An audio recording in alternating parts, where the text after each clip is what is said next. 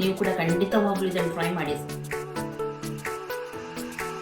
ಪತ್ರೊಡೆ ಮಾಡೋಣ ಅಂತ ಕೆಸುವಿನ ಸೊಪ್ಪು ತಂದಿದ್ದಾರೆ ಬಂಟ್ವಾಳದಿಂದ ಬರುವಾಗ. ಹಾಗೆ ಸ್ವಲ್ಪ ಇದು ಅಕ್ಕಿ ಕಡಿಲಿಕ್ಕೆ ಹಾಕಿದೆ. ಮೆಣಸು ಹಾಕಬೇಕು ಸ್ವಲ್ಪ, ಇಟ್ಟಿಗೆನೆ ಮೆಣಸನ್ನು ಸ್ವಲ್ಪ ತೊಳೆಯುತ್ತೇನೆ ನಾನು.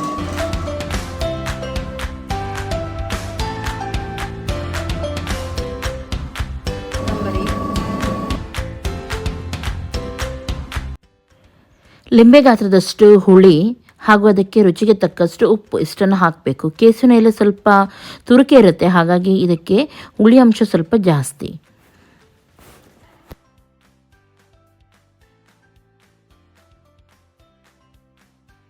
ನೋಡಿ, ಅಕ್ಕಿ ಗ್ರೈಂಡ್ ಆಯಿತು.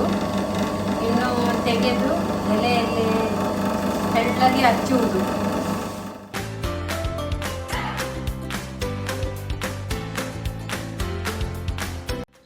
ಓಕೆ, ಎಲೆಯನ್ನು ಚೆನ್ನಾಗಿ ತೊಳೆದು ಒರೆಸಿ ಎಲ್ಲ ಇಡಬೇಕು. ಆಮೇಲೆ ದೊಡ್ಡ ಎಲೆಯಿಂದ ಸ್ಟಾರ್ಟ್ ಮಾಡಬೇಕು. ನೋಡಿ, ಈ ರೀತಿ ಹಚ್ಚಲಿಕ್ಕೆ ಕರೆಕ್ಟಾಗಿ ಉಲ್ಟ ಬೇಕಿದ್ರೆ ಉಲ್ಟನೂ ಹಚ್ಬೋದು. ಕೆಲವರು ಉಲ್ಟ ಹಚ್ತಾರೆ, ಕೆಲವರು ಈ ರೀತಿ ಹಚ್ತಾರೆ. ತೆಳುವಾಗಿ ಹಿಟ್ಟನ್ನು ಹಚ್ಚಿ ಒಂದರ ಮೇಲೆ ಒಂದು ಎಲೆಯನ್ನು ಇಡ್ತಾ ಈ ರೀತಿ ಹಚ್ತಾ ಹೋಗಬೇಕು. ಒಂದು ಎಲೆಯ ದಂಟು ಆ ಸೈಡ್ ಆದರೆ ಇನ್ನೊಂದು ಇಡುವ ಎಲೆಯ ದಂಟು ಈ ಸೈಡ್, ಅಂದರೆ ಕಂಪ್ಲೀಟ್ ಆಪೋಸಿಟ್ ನಾವು ಇಡ್ಲಿಕ್ಕೆ ಉಂಟು. ಡ್ಯಾಡಿಗೆ ಅಷ್ಟು ಗೊತ್ತಿಲ್ಲ, ಹಾಗಾಗಿ ಅವರು ಪಾಪ ಒಂದರ ಮೇಲೆ ಒಂದು ಇಡ್ತಾ ಇದ್ದಾರೆ. ನಾನು ಕೂಡ ಬ್ಯುಸಿ ಇದ್ದೆ. ಪರವಾಗಿಲ್ಲ, ಅಡ್ಜಸ್ಟ್ ಆಗುತ್ತೆ, ಏನಾಗಲ್ಲ. ಮನೆಯಲ್ಲಿ ನಾವು ಈ ರೀತಿ ಮಾಡಿ ತಿಂದರೂ ತುಂಬ ಚೆನ್ನಾಗಾಗತ್ತೆ. ನೋಡಿ, ಎಲ್ಲ ಎಲೆಗಳಲ್ಲಿ ತಟ್ಟಿ ಆಯಿತು. ಇನ್ನು ಬೇಯಿಸ್ಲಿಕ್ಕೆ ಇಡೋಣ. ಬೇಯಿಸ್ಲಿಕ್ಕೆ ಇಟ್ಟಿದ್ದೇನೆ, ಇನ್ನು ಮುಚ್ಚಿದ್ದೇನೆ ಮಾಡಿ. ನೋಡಿ, ಇದು ಪತ್ರೊಡೆಗೆ ಚಿಕನ್ ಹಾಕಿ ಮಾಡೋದು ಪತ್ರೊಡೆ. ಮತ್ತು ಇದನ್ನೀಗ ಪಂಚವತ್ರ ತೊಳೆಯಲಿಕ್ಕೆ ಕೊಡ್ತೇನೆ.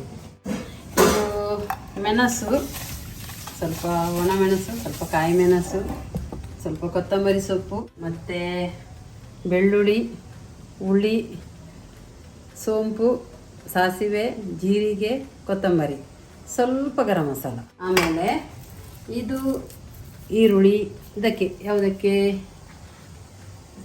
ಇದು ಮಾಡಲಿಕ್ಕೆ, ಗ್ರೈಂಡ್ ಮಾಡಲಿಕ್ಕೆ. ಮತ್ತು ಅದಕ್ಕೆ ಒಂದು ಕೊಚ್ಚಿ ಹಾಕಬೇಕಲ್ಲ, ಕೊಚ್ಚಿ ಹಾಕಲಿಕ್ಕೆ ಒಂದು 3 ಅದ್ರ ಬೇಕು, ಒಳ್ಳೆದಾಗ್ತದೆ ಕೊಚ್ಚಿ ಹಾಕಿದರೆ. ಇದು ಕೊಚ್ಚಿ ಹಾಕಲಿಕ್ಕೆ, ಅದು ಗ್ರೈಂಡ್ ಮಾಡಲಿಕ್ಕೆ. ಮತ್ತು ತೆಂಗಿನಕಾಯಿ, ಇದನ್ನು ಎಲ್ಲ ಮಸಾಲವನ್ನು ಫ್ರೈ ಮಾಡಲಿಕ್ಕೆ ಉಂಟು. ಫ್ರೈ ಮಾಡಿದ ನಂತರ ನೋಡಿ, ತೆಂಗಿನಕಾಯಿ ಇಲ್ಲಿ ಇಡ್ತೇನೆ, ನಾನು ತೋರಿಸ್ತೇನೆ ನಿಮಗೆ.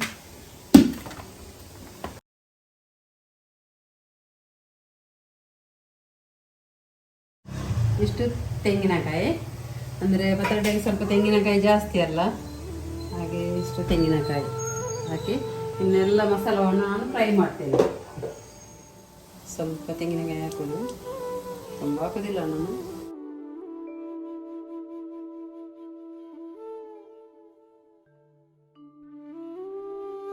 ನೋಡಿ, ಇದನ್ನೆಲ್ಲ ಸೇರಿಸ್ತೇನೆ ಒಂದೇ ಸಲ.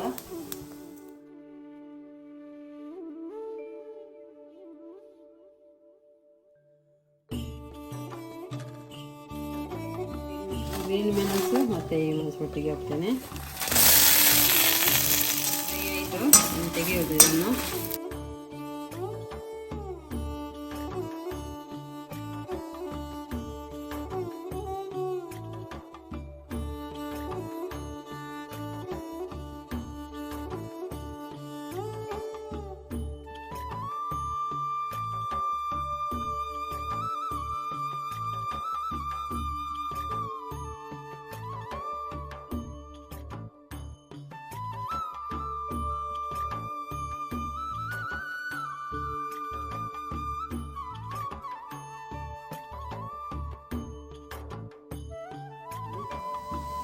ಸ್ವಲ್ಪ ಎಣ್ಣೆ ಹಾಕಿದೆ, ಮತ್ತು ಸ್ವಲ್ಪ ಉಪ್ಪು.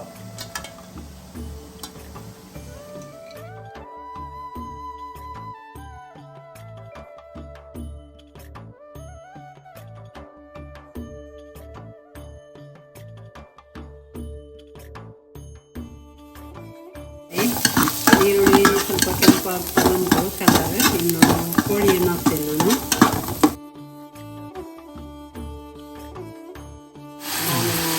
ಒಂದು ಸ್ವಲ್ಪ ಮತ್ತೆ ಹಾಕುವುದು ಪೀಸಿಗೆ, ಸಾರಿಗೆ ಹಾಕುವುದಿಲ್ಲ. ನೋಡಿ, ಕಲ್ಲುಪ್ಪು,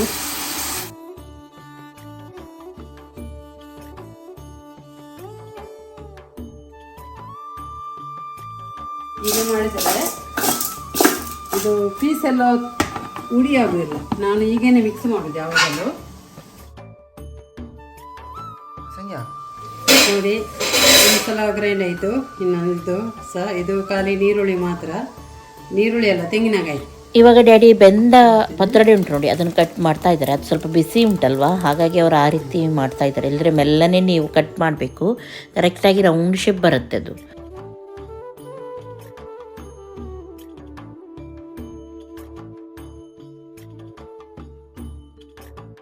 ನೋಡಿ, ಕೋಳಿ ಸಹ ಒಳ್ಳೆ ಬೆಂದಿದೆ. ಈಗ ಕಡಿದಿಟ್ಟ ಮಸಾಲವನ್ನು ನಾನು ಸೇರಿಸ್ತೇನೆ.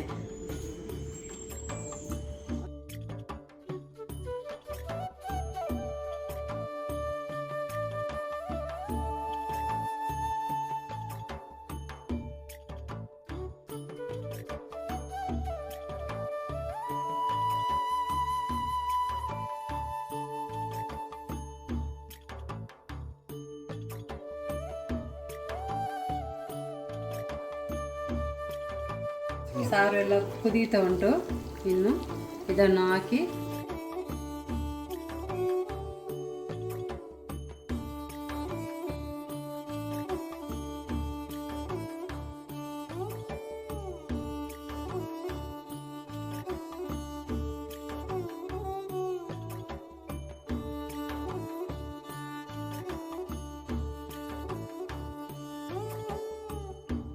ಓಕೆ, 20 ರೆಡಿ ಆಯಿತು.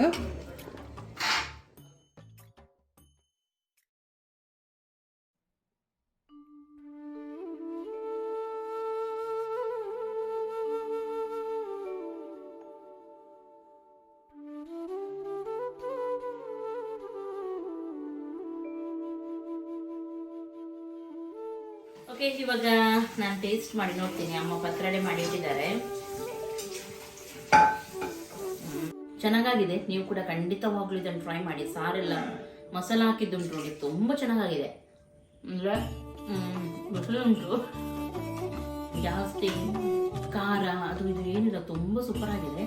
ನೀವು ಇದೇ ರೀತಿ ಮಸಾಲ ಹಾಕಿ ಟ್ರೈ ಮಾಡಿ. ಓಕೆ, ಇವತ್ತಿನ ಈ ರೆಸಿಪಿ ನಿಮಗೆ ಇಷ್ಟ ಆಗಿರ್ಬೋದು ಅಂತ ಅನಿಸ್ತೀನಿ. ಇಷ್ಟ ಆದರೆ ಪ್ಲೀಸ್ ಲೈಕ್ ಮಾಡಿ, ನಿಮ್ಮ ಫ್ರೆಂಡ್ಸ್ ಜೊತೆ ಎಲ್ಲರ ಜೊತೆ ಶೇರ್ ಮಾಡಿ. ಹಾಗೂ ನನ್ನ ಚಾನಲ್ಗೆ ಇನ್ನೂ ಕೂಡ ನೀವು ಸಬ್ಸ್ಕ್ರೈಬ್ ಮಾಡಲಿಲ್ಲ ಅಂತ ಸಬ್ಸ್ಕ್ರೈಬ್ ಮಾಡಿ. ಎಲ್ಲರಿಗೂ ಟೇಕ್ ಕೇರ್, ಬಾಯ್ ಬಾಯ್.